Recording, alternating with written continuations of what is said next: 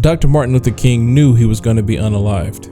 The last thing Dr. King said to me before he was, and in the course of that meeting, he seemed distracted and a little underfocused. And when we asked him what was the matter, Martin said, you know, I've been thinking long and hard about our struggle, and I sit here deeply concerned. We are leading our nation on an integration trip that has us integrating into a burning house. For Dr. King to have been in this place at a time when we seem to be making great headway was a moment to pause and reflect.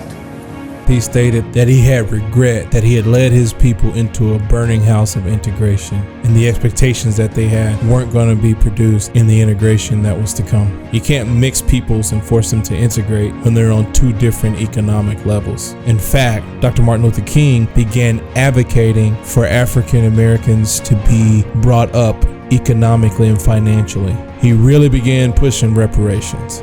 At the very same time that America refused to give the Negro any land, through an act of Congress, our government was giving away millions of acres of land in the West and the Midwest, which meant that it was willing to undergird its white peasants from Europe with an economic floor. But not only did they give the land, they built land-grant colleges with government money to teach them how to farm.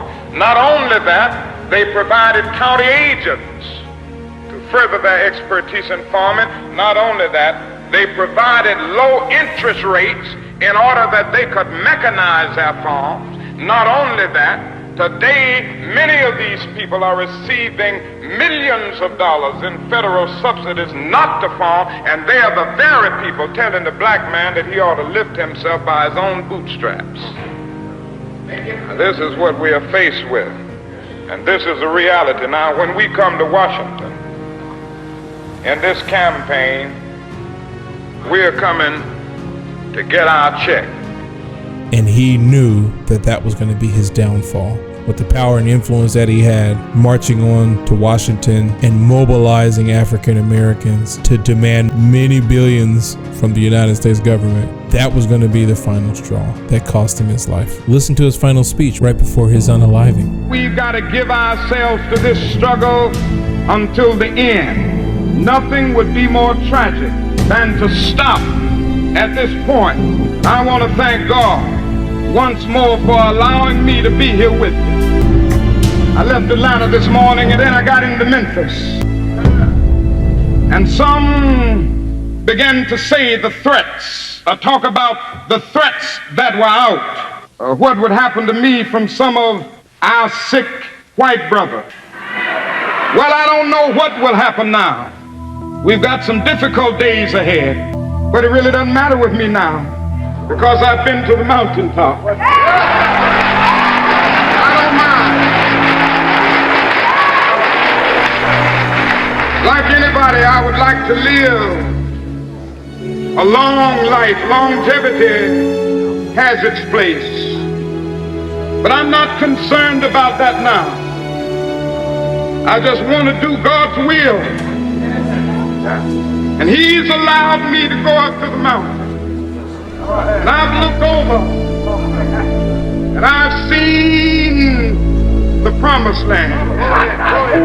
I may not get there with you, but I want you to know tonight that we as a people will get to the promised land.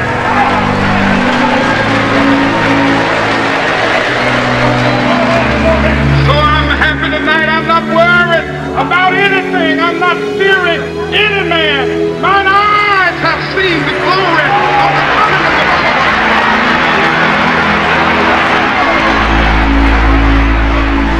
This is a great man who put his life on the line for what he believed in and for his people so that we could coexist no matter what our color of our skin is, no matter what we look like, no matter what background we come from, and everyone could have equal rights. They've relocated black people in America to a month, the shortest month of the year, I might add.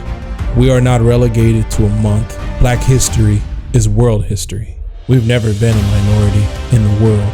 Let's honor great leaders like this. Sure, he was human, but this was a great man with a great legacy There are many of those that have passed on before us. Let's honor their legacy. In the way that we live, let's help each other instead of tearing each other down. Let's honor his sacrifice with the way we live, while at the same time, we ultimately honor God. I love you, family.